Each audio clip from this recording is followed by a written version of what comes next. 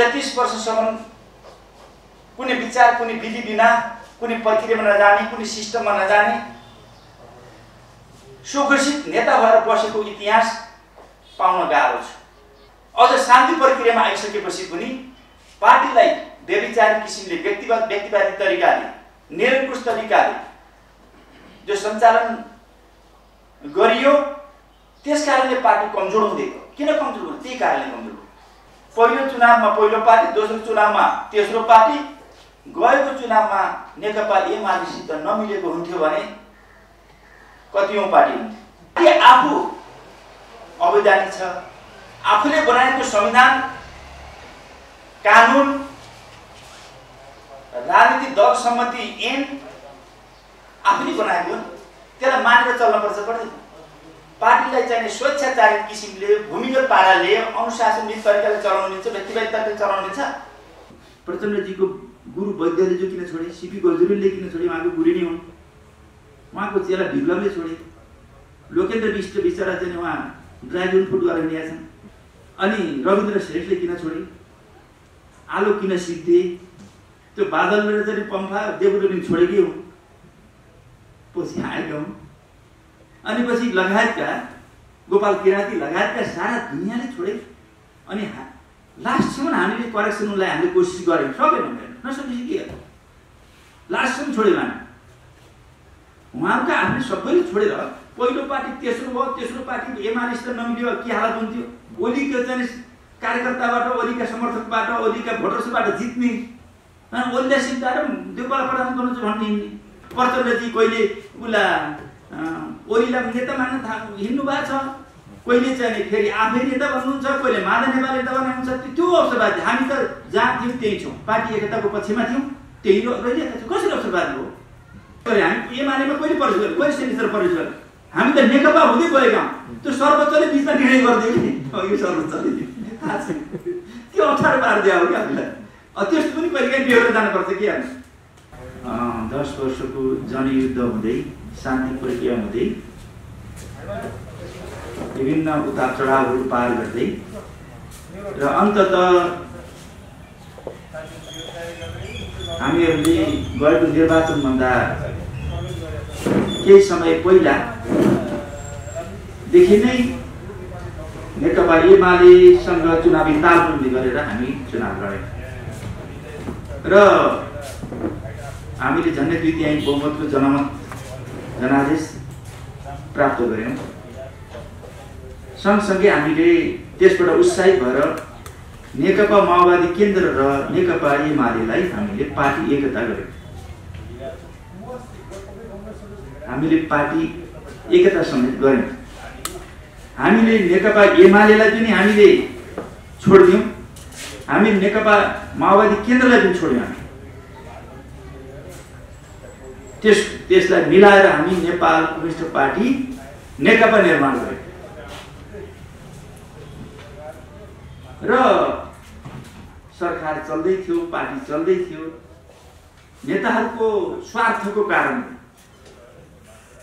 पार्टीभित्र असान्दर्भिक, अराजनीतिक, अशिष्ट, निकृष्ट प्रकारका अन्तर्विरोधहरू सिर्जना गरियो।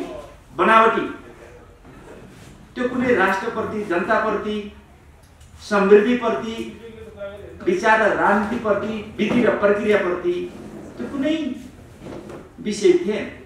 आफ्नो व्यक्तिगत स्वार्थ, पार्टी अध्यक्ष या प्रधानमन्त्री को हुने भन्ने प्रश्नमा लफडा भन्नुहोस्, विवाद, अनावश्यक विवाद सिर्जना गरियो। त्यो विवादले अन्ततः पार्टी विभाजनतिर गयो र हामीहरू त्यसको विपक्षमा उभियौँ, पार्टी एकताको पक्षमा उभियौँ। हामीसित 45 जना केन्द्रीय समितिमा पार्टी एकताको पक्षमा 13 जना स्थायी कमिटी सदस्य हामी थियौँ। सेन्ट्रल कमिटीको अहिले कुरा नगरौँ। र हामीले त्यो पार्टी एकतालाई रोक्नको लागि, फुट्न नदिनको लागि प्रयास गर्यौँ। हामी पार्टी एकता गर्दा प्रथम अध्यक्ष केपी शर्मा ओली र संसदको नेता र सर्वसम्मत प्रधानमन्त्री केपी शर्मा ओली निर्माण गरे, नियुक्त गरेका थिए पार्टीबाट। र हामीले त्यसैलाई नै मूल नेतृत्व माने।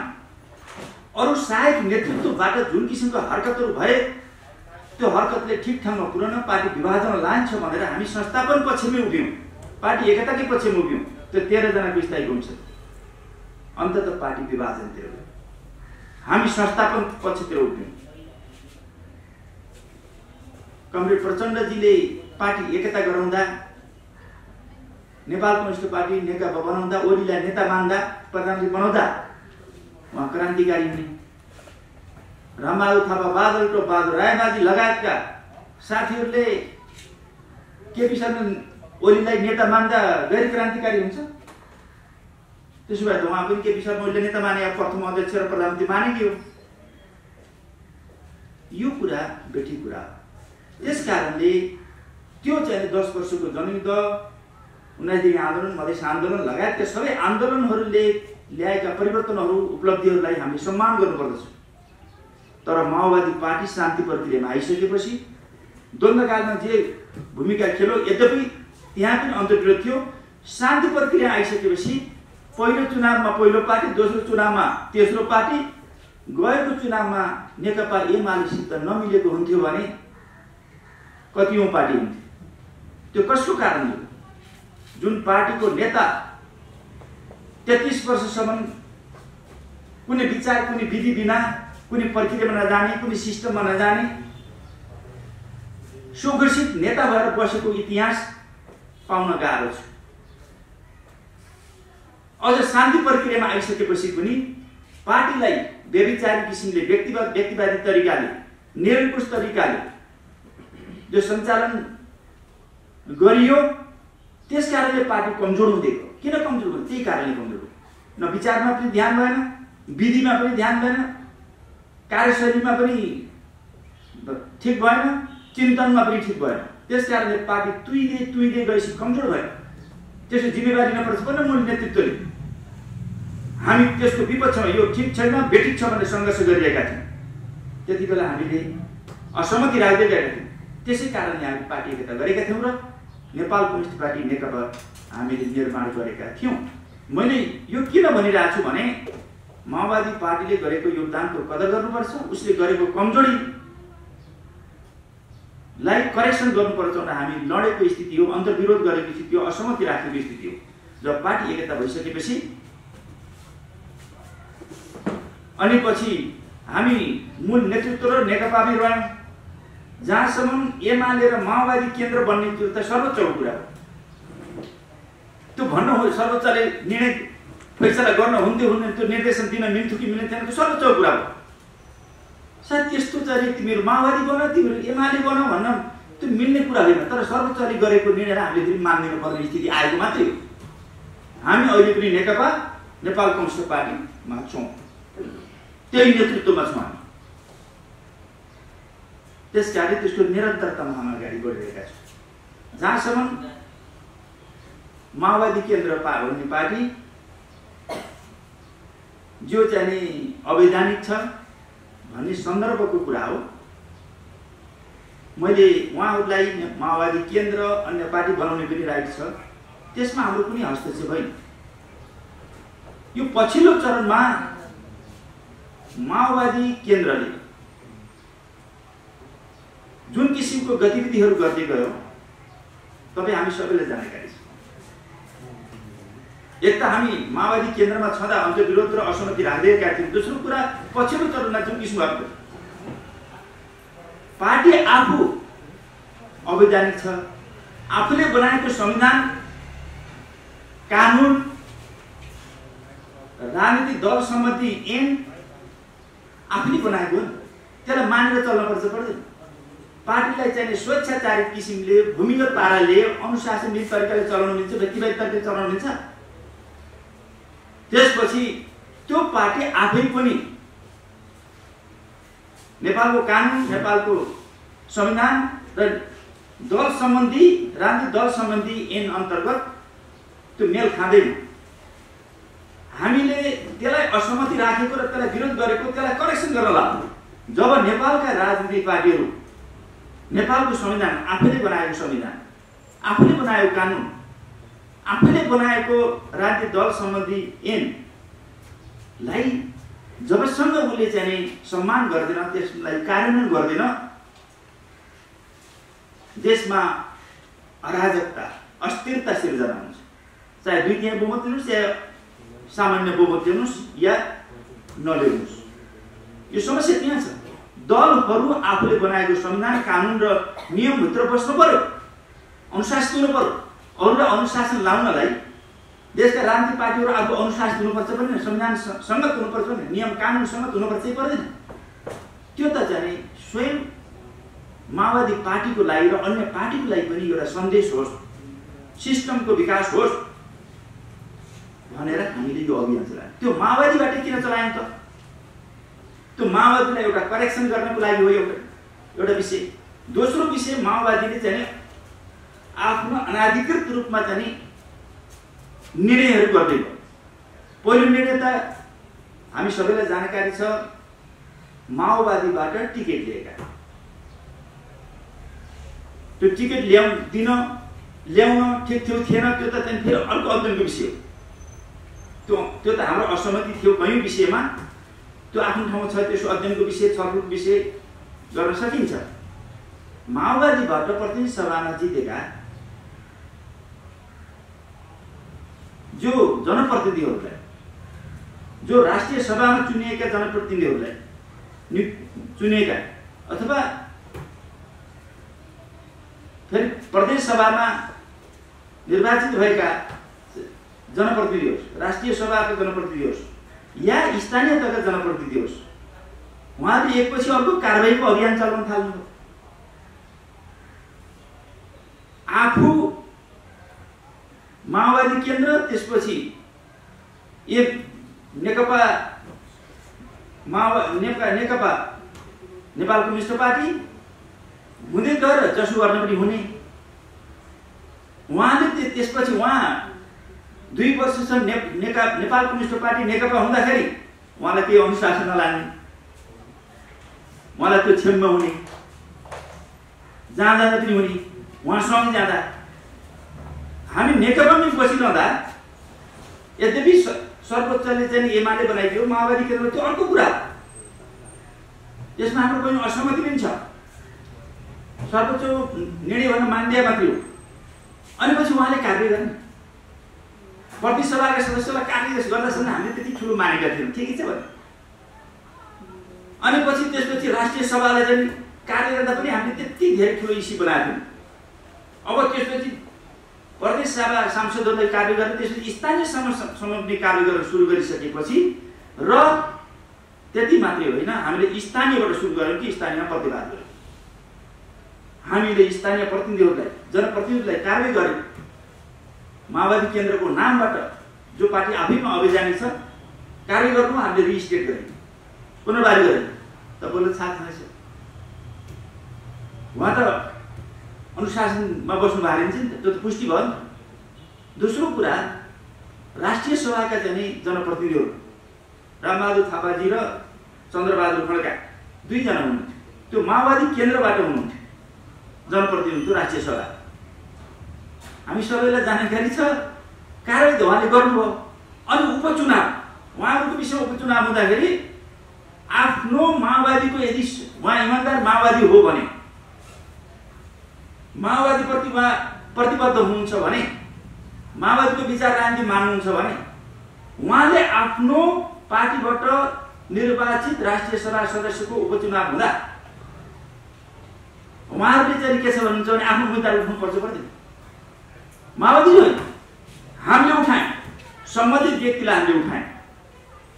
हार्नु जित्ने एउटा विषय हो, हामीले आफ्नो मतको संरक्षण गर्यौँ।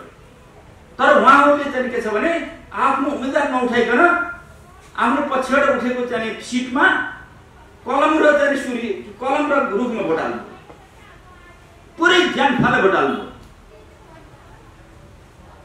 एउटा राजनीति नेता, इमान्दार नेताले जो पार्टीप्रति, जो विचारप्रति जो विधिप्रति, जो आन्दोलनप्रति, जो विकासप्रति जिम्मेवार हुन्छ त्यस्तो नेताले त्यहाँ त्यस्तो प्रकारको हरकत आफ्नो सिटमा रुख र चाहिँ कलमलाई घोटाल्ने भन्ने कुरा त्यो चाहिँ हामीलाई ज्यादै गम्भीर लाग्यो। एक त्यो हाम्रो आफ्नै जनप्रतिनिधिप्रति कति पूर्वाग्रही हुनुहुन्छ भन्ने कुरा एक। दोस्रो कुरा आफ्नै एमालेको भोट सहकार्य गरेर एमालेको भोटले जित्ने, प्रचण्डजी लगायत साथीहरू एमालेको भोटले जित्ने तपाईँ हामीले सबै थाहा छ। अनि पछि पार्टी एकता गर्ने, प्रधानमन्त्री बनाउने, पार्टी अध्यक्ष बनाउने, अनि पछि आफूलाई प्रधानमन्त्री नपाएको झोकमा अनि पछि प्रतिपक्ष दलको आफ्नो प्रधानमन्त्रीलाई छोडेर प्रतिपक्षको नेता शेरबहादुर देउवालाई प्रधानमन्त्री बन्नको लागि मरिहत्ते गर्ने। यो दुनियाँमा यस्तो बिरलै पाइन्छ यस्तो चरित्र। कस्तो किसिमको चिन्तन होला, कस्तो किसिमको सोच होला, कस्तो पनि स्वार्थ, यसलाई के भनिन्छ? यस्तो किसिमको हरकत देखिसकेपछि त्यो पार्टी आफैमा पनि अवैधानिक छ, स्वेच्छाचारी छ, व्यक्तिवादी छ। कुनै मैले भने संविधान, कानुन र दल सम्बन्धी, राजनीतिक दल सम्बन्धी ऐन अनुसार जो चल्न पर्ने हो निर्वाचन आयोगको मान्यता अनुसार चल्न, त्यो केही पनि छैन। 2069 सालमा 30 वर्षमा 28-30 वर्षमा एउटा महाधिवेशन, नाम मात्रको महाधिवेशन गरिएको थियो 2069 सालमा।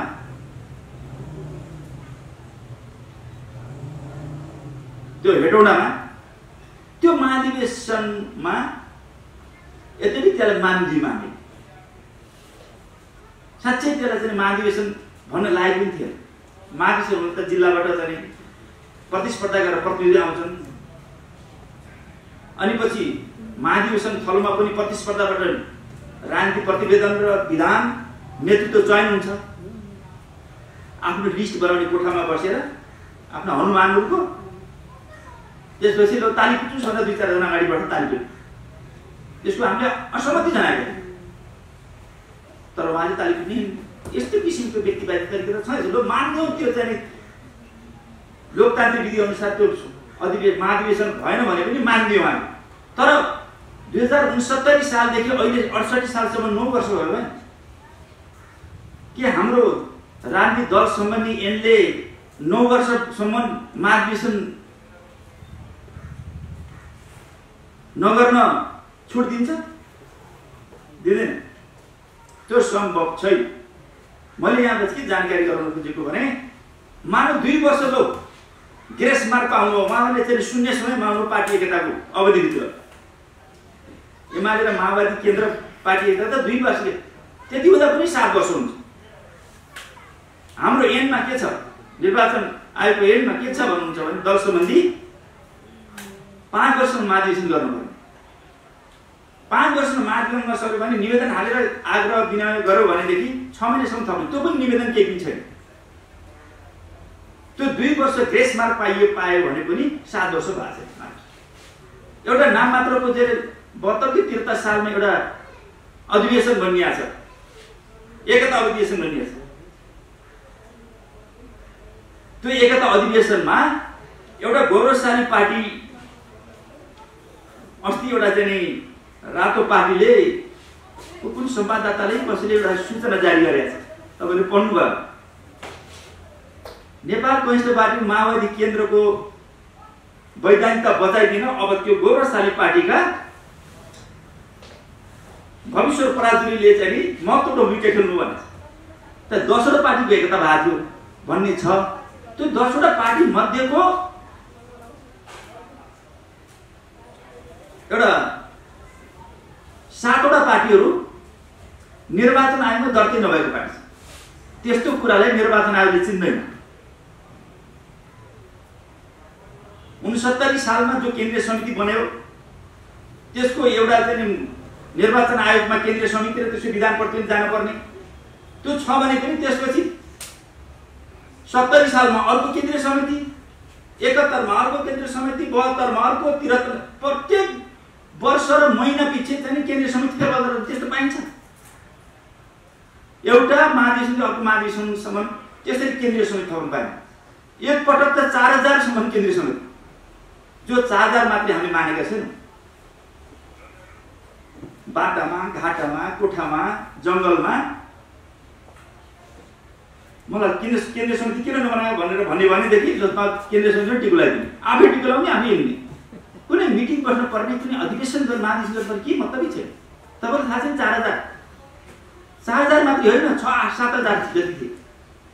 एउटा पत्रिकाले लेखेको थियो, कुन पत्रिकाले तपाईँलाई थाहा होला, माओवादी केन्द्रको केन्द्रीय समितिको सङ्ख्या पत्ता लगाउनलाई पुरस्कार दिइन्छ भने बाटा घटा जहाँ केन्द्रीय समिति बनायो, टिको लाग्यो, कतिलाई टिको लाग्यो लाउनलाई थाहा थियो।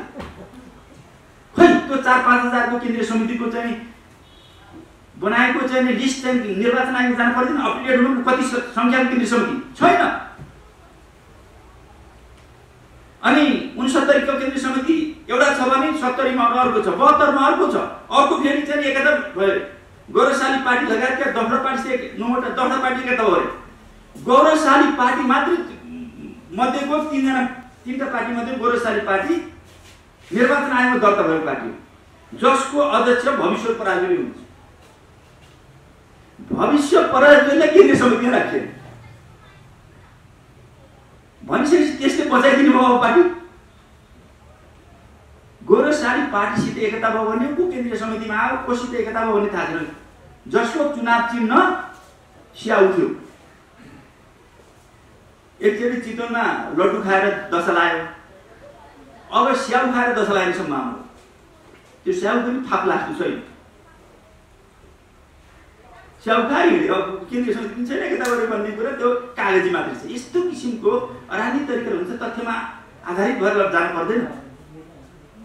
मैले भन्न खोजेको कुरा कहाँनिर छ भने यस्तो प्रकारको भएर 2072 सालमा देवेन्द्र पौडेल भन्ने एकजना नेतालाई कार्य 72 साल उनी फेरि पछि चाहिँ नेपाल पछि उनी उसमा पनि आए, यो पार्टी एकतामा पनि आए। अहिले केन्द्रीय समिति हुनुहुन्छ, अहिले हामीलाई कारबाही गर्ने ठाउँमा हुनुहुन्छ। तर कति बेला उहाँ चाहिँ वास्तवमा पार्टीभित्र कारबाही गरेको थाहा छ। उहाँ पार्टीभित्र भित्रिएको माओवादी केन्द्र भएको अथवा अहिलेसम्म छैन, निर्वाचन आयोगमा चिन्दैन, निर्वाचन आयोग कानुनले चिन्दैन। यस्तो किसिमको अराजक पार्टी चल्छ। अनि त्यस्तो पार्टीका नेताहरूले हामीलाई गरेको कारबाही त्यो मान्ने हुन्छ, अनुशासन हुन्छ। आफू अवैधानिक छ, हामी जनताबाट चुनेको वैधानिक जनप्रतिनिधिलाई कारबाही हुन्छ। त्यस कारणले हामीले प्रतिवाद गरे। देशका यो अभियानले देशका सम्पूर्ण राजनीतिक पार्टीहरूलाई विचार र विधिमा, संविधानमा, कानुनमा अनुशासन नभएसम्म देश जुन किसिमको अस्थिरता र गडबडतिर अराजकतिर गइरहेछ, यसलाई कन्ट्रोल गर्न पनि यो एउटा सुरुवात मात्रै। स्वयं माओवादी केन्द्रलाई पनि यदि उसले चाहिँ वास्तवमादेखि पार्टी खोल्ने हो भनेदेखि एउटा विधि सङ्गत गर्ने, के अरे संविधान सङ्गत, कानुन सङ्गत नबाल्ने किसिमले र त्यसै अप टु डेट हुन सक्नु पर्दछ। तब देशको लागि रक्षा गर्न सकिन्छ। आफै अराजकता छ, आफै अनुशासनहीन छ, आफै विसर्जनतिर गइरहेछ, त्यसले चाहिँ अरूलाई अनुशासन लाउनुको के अर्थ छ? त्यस कारणले हामीले उहाँहरूले हामीमाथि जो अराजनीतिक किसिमले जो गर्नुभयो, आक्रमण गर्नु, हामी त्यसको प्रतिवाद गर्छौँ। त्यस्तो हामीले प्रस्ताव गरेका छैनौँ। हामीले के भनेका छौँ भनेदेखि हामीले पार्टी एकता गऱ्यौँ, एमाले र माओवादी केन्द्रलाई हामीले एक प्रकारले पनि अब छोड्यौँ। हामी नेपाल कम्युनिस्ट पार्टी नेकपा भयौँ। इभन त्यहाँ अन्तर्विरोध थियो र एकता बचाउन सकिएन, तर हामी पछि नफर्केर हामी अगाडि जाने प्रक्रियामा हामी अगाडि थियौँ। तर सर्वोच्चले गरिदियो, एउटा निर्णय गरिदिएपछि त्यसलाई कानुनी रूपमा, व्यावहारिक र वैचारिक नभएर, राजनीतिक रूपमा नभएर कानुनी रूपमा त्यसलाई मान्न पर्ने बाध्यतात्मक स्थिति परिरहेको छ। त्यसकारणले हामीले के भनेका छौँ भने हामी सारमा नेपाल कम्युनिस्ट पार्टी नै हो र हामी पार्टी एकताको महान अभियानमा अहिले पनि छौँ, ध्रुवीकरणको अभियानमा छौँ। एकपटक चाहिँ एकता भएर फेरि साथीहरू विभाजन भएर जानुभयो भने फेरि एकता चाहिँ यो हुँदो रहेछ भनेर, एकता हुँदैन भनेर निराश हुनुपर्ने जरुरी ठान्दैन। हो हामीले देशका सम्पूर्ण पार्टीहरू वैचारिक राजनीतिक रूपमा सांगठनिक रूपमा विधिसङ्गत तरिकाले राष्ट्र र जनताप्रति जिम्मेवार भएर हुन् र त्यसको लागि कम्युनिस्टहरू ध्रुवीकृत गरे।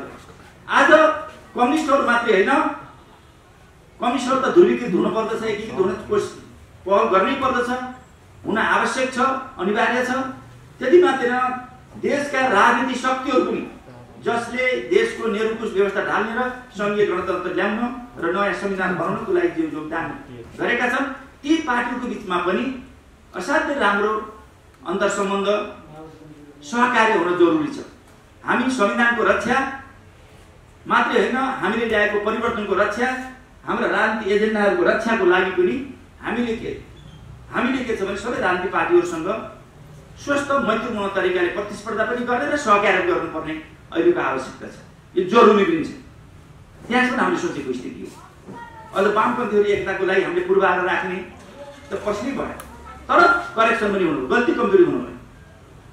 हामीले राम्रो कामलाई राम्रो भन्ने र गल्ती कमजोरीलाई चाहिँ करेक्सन गर्नको लागि आलोचना गर्ने, यो हामी गरेर नै हामीले सहकार्य गर्न सक्छौँ।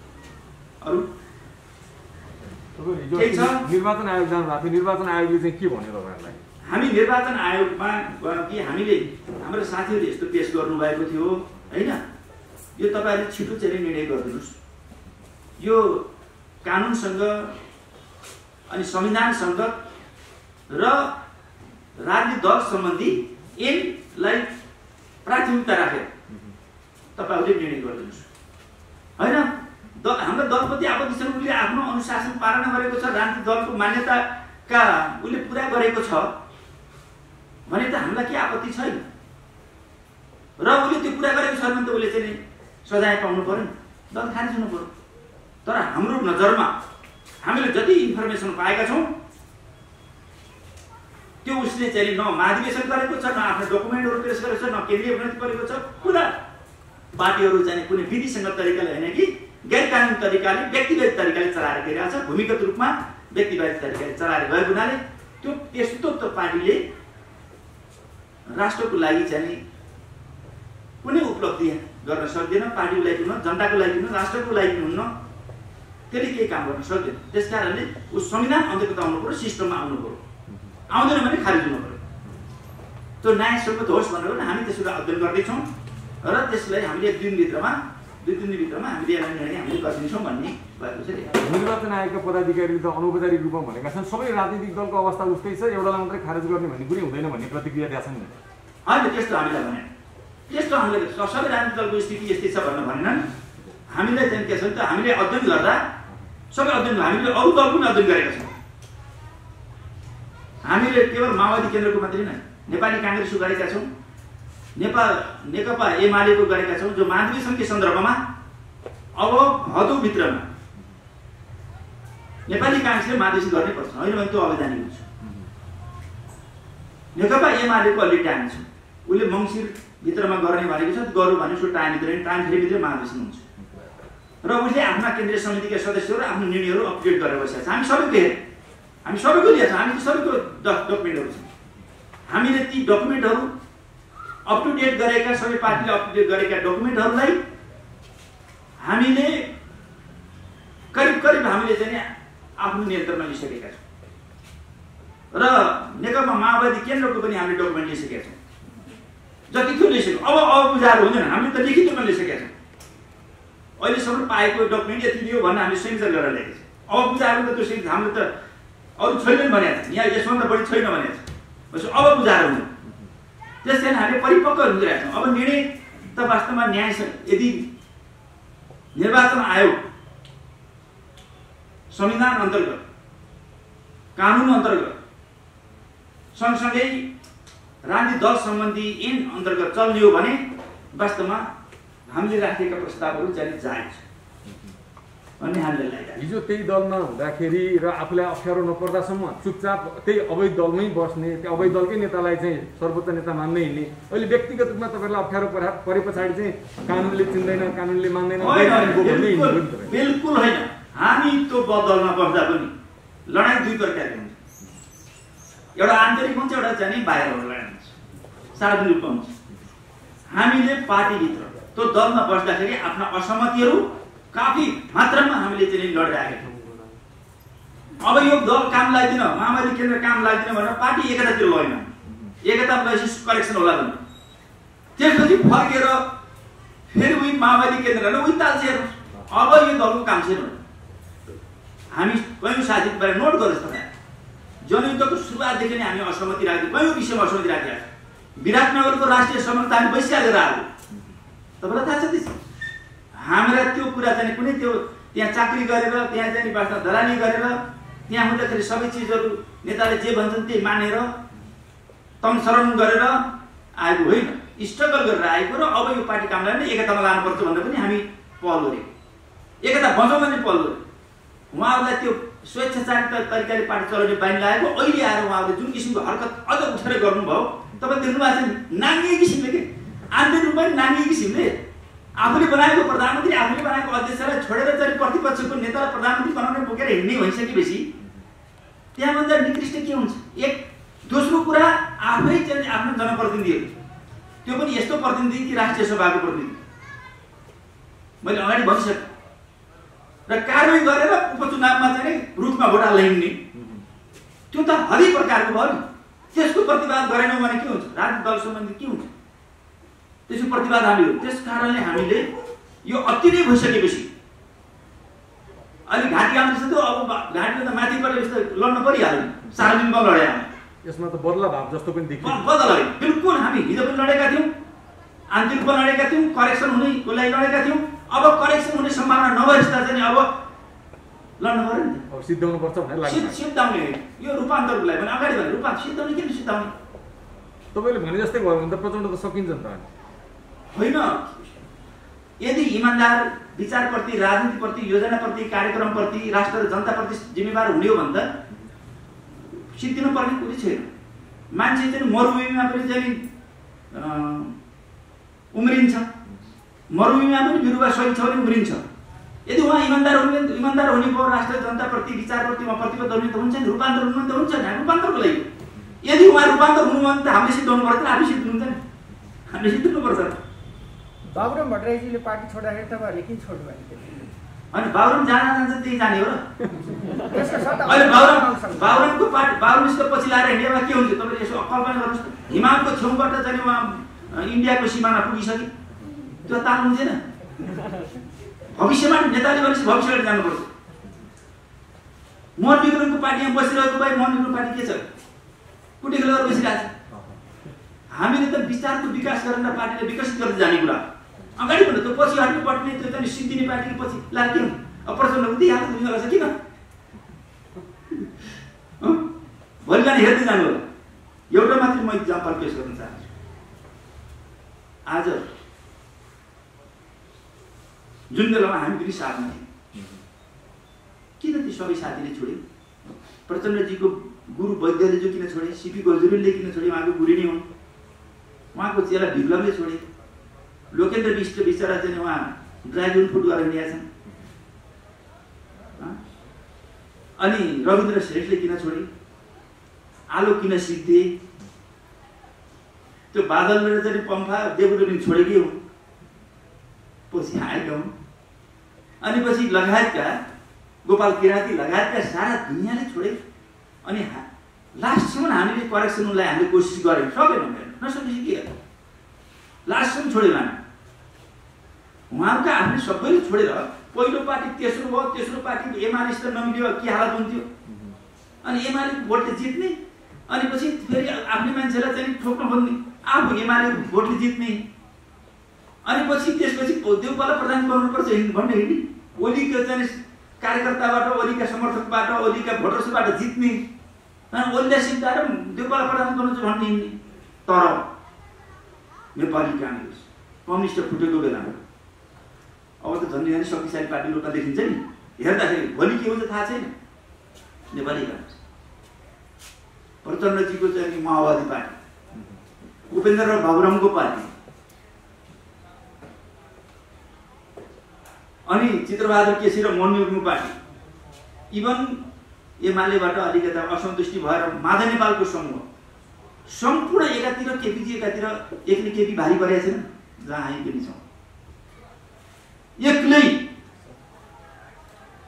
आज तपाईहरु मिडियाका साथ विरोध गर्नुहुन्छ, सत्तामा भएपछि विरोध गर्नुहुन्छ, असन्तुष्टि हुन्छ, त्यहाँ गएर रिस फेर्ने हो।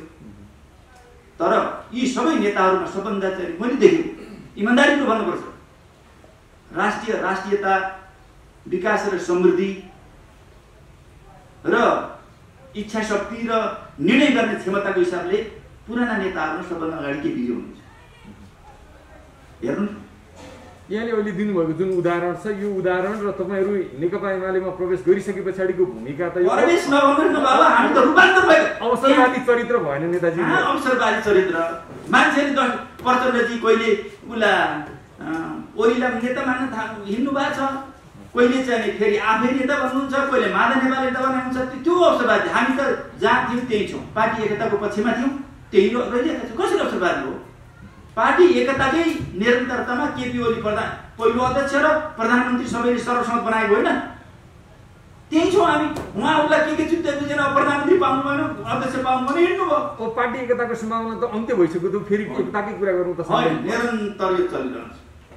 यो पार्टी एकताको अभियान एकपटक असफल भयो, केही मान्यताले खराबी गरे, गल्ती गरे भन्दा हामी एकता यो असम्भव यो नहुने कुरा भनेर हामी हिँड्दैनौँ। हामी सधैँ आशावादीका साथ अगाडि बढ्छौँ। अहिले पनि प्रचण्डको विषयमा यति धेरै टिका टिप्पणी गरिसक्नुभयो, फेरि त्यही मान्छेलाई त्यही पार्टीमा किन ल्याउनु पर्यो त?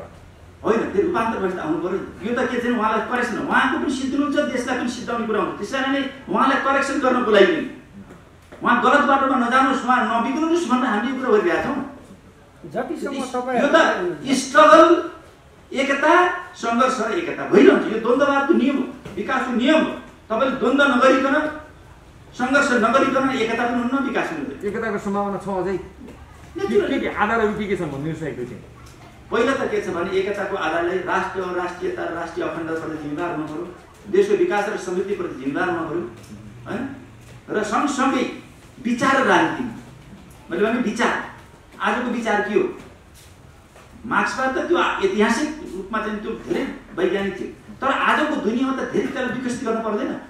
आजको विज्ञान टेक्नोलोजीको विकास, आजको कम्युनिकेसनको विकास, सञ्चार क्षेत्रको विकास, आर्थिक र राजनीतिक क्षेत्रको विकास, यी सारा चिजले त समाजमा त ठुलो चाहिँ उथलपुथल आइसक्यो नि, ठुलो परिवर्तन आइसक्यो। त्यसको आधारमा सामाजिक संरचनामा ठुलो फरक आयो, सामाजिक अन्तर्विरोधमा फैलिँदै आइसक्यो। त्यो अन्तर्विरोधको हल चाहियो। आजको दुनियाँको चाहिँ मार्क्सवाद चाहियो। हामीले त्यसको विकास गर्नलाई विचारमा विकास नगरिकन हुँदैन। साथीहरू यथास्थितिवादी तरिकाले चलिरहन्छन्, त्यसपछि खेल खान्छन्। विचारमा विकास भयो, विधिमा विकास। अब पार्टी चलाउने व्यक्तिवादी तरिकाले टिके बनायो। त्यो त एउटा चाहिँ लोकतान्त्रिक विधि अनुसन्धान पनि, बाहिर प्रजातान्त्रिक विधि, भित्र लोकतान्त्रिक आन्तरिक जनवाद पनि चाहियो। आन्तरिक पनि जब प्रतिस्पर्धा हुँदैन तब नयाँ नेतृत्वको विकासै हुनु। 20-30-40 वर्षले एउटै मान्छेले टिप लगाइदिएपछि अरू मान्छे छड्दै हिँड्दैन। के को लागि बस्ने? प्रतिस्पर्धा दिँदैन, प्रतिस्पर्धाबाट आउनु पर्यो नि त। त्यस कारणले विधिको विकास, कार्यशैलीको विकास भन्ने एउटा, गर्ने एउटा।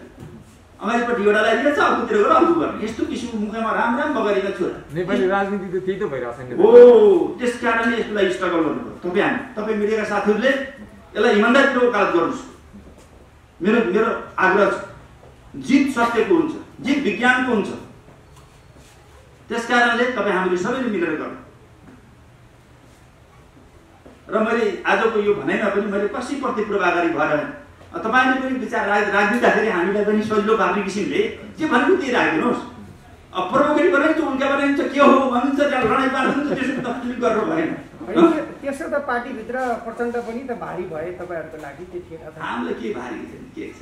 उहाँ भारी राम्रो काम उहाँलाई बाइकट गरेर तपाईँहरूले नि सञ्चालन गर्न सक्नुहुन्थ्यो, तपाईँहरूले नेतृत्व लिन सक्नुहुन्थ्यो नि त। प्रचण्ड बाहेक पनि त्यही भित्र अन्तर्द्वन्द्व। यो एउटा स्ट्रगल। यसले या त पुराना नेताहरू चाहिँ रूपान्तर हुन्छन्, या त नयाँ नेतृत्वले त्यसो ठाउँ दिन्छ। यो एउटा स्ट्रगल। तपाईँले 70 वर्षको इतिहास हेर्नु भएको छैन? नेपालको राजनीति आन्दोलनको 70 वर्ष सुरुमा आफ्नो ढङ्गले, आफ्नो तरिकाले, शैलीबाट गरे नि त। हुँदाहुँदै गएर कहिले हतियार उठाए, कहिले शान्तिपूर्ण आन्दोलन, कहिले जनयुद्ध नै गरे। त्यसपछि लास्टमा जनयुद्ध, जनआन्दोलन, मधेस आन्दोलन, राजाको निर्दिष्ट व्यर्थता। पहिले त विवाद थियो नि, पछि लास्टमा युनिफाइड भयो। यति सङ्घर्ष गर्दै गर्दै जाँदाखेरि सबैलाई सहमति गर्दाखेरि सत्यको विजय गराउने कुरा। यो एउटा स्टल हो। यहाँले भने जस्तै रूपान्तरण प्रचण्ड नेतृत्वको माओवादी केन्द्रले गर्यो भने तपाईँहरू त्यो पार्टीमा फर्किने आधार फर्किने होइन, एकता गर्ने कि त्यो पछाडि फर्किने एकता गर्ने। अहिले एमालेले त त्यो फर्किने भनेको छैन। मैले तपाईँले प्रवेश भन्नुहुन्छ, कहिले प्रवेश गरे हामी एमालेमा, कहिले प्रवेश गरे, कहिले सेनेटर प्रवेश गरे? हामी त नेकपा हुँदै गएका हौँ। त्यो सर्वोच्चले बिचमा निर्णय गरिदियो कि यो सर्वोच्चले त्यो अप्ठ्यारो पारिदियो हो कि हामीलाई। त्यस्तो पनि कहिले काहीँ बेहोरेर जानुपर्छ कि हामी मान्दा क्या न के मर्दा क्या के नै गर्दा जस्तो गरेर एउटा गर्नुपर्ने के गर्नु। अब त्यहाँ छौँ, सकाएर गर्नुपर्ने छ। अब पार्टीले विकास गर्नुपर्ने छ, विचारमा विकास गर्नुपर्ने छ, राजनीतिमा विकास गर्नुपर्ने छ, आन्दोलनमा विकास गर्नुपर्ने छ। त्यो के त्यो सबै चिज पनि चित्त सधैँ हामीले भने जस्तो हुन्न नि। यो राजनीतिमा नेताहरू जति बैगुनी भए पनि हुँदै नहुने हुँदो रहेछ है नेताजी। यो त के छ भनेदेखि यो फिल्टर हुन्छ, टाइम लाग्छ। कहिले छिटो पनि हुन्छ, कहिले टाइम लाग्छ। हामीले राजाको निरङ्कुश व्यवस्था थाल्नुपर्छ भन्दा 70 वर्षसम्म लडे गऱ्यौँ। 70 वर्ष लाग्यो, थाल्दा थालियो नि। अहिले पनि तपाईँले भन्नुहुन्छ कि हुँदैन क्यारे भन्नु हुन्छ। किन राजनीतिक पार्टीका नेताहरूले चाहिँ यो कुरा सोच्नुपर्छ कि आशा लाग्नुपर्छ। अरू केही छ? अन्तिम जिज्ञासा, नेकपा एमाले भित्रै अहिले चाहिँ संहिता र धर्मनिरपेक्षताको विषयमा पुनर्विचार गर्ने कि भन्ने विषयवस्तु पनि प्रवेश गरिएका छन् भनेर आधिकारिक रूपमा औपचारिक रूपमा कुनै प्रस्ताव छैन हैन। त्यो चाहिँ वास्तवमा कोही व्यक्ति विषयले कति चलाएको हुन्छ, आधिकारिक मिटिङमा औपचारिकमा कोही छैन, त्यो हल्ला त्यो बिल्कुल प्रस्ताव अहिले केपी शर्मा ओलीले नेतृत्व गरेको जो समूह छ त्यो समूह वास्तवमादेखि यो संविधानप्रति, राष्ट्रियता, राष्ट्रिय अखण्डता, संघीय गणतन्त्र, धर्मनिरपेक्षता, समावेशी समानुपाती लोकतन्त्रमा प्रतिबद्ध छ।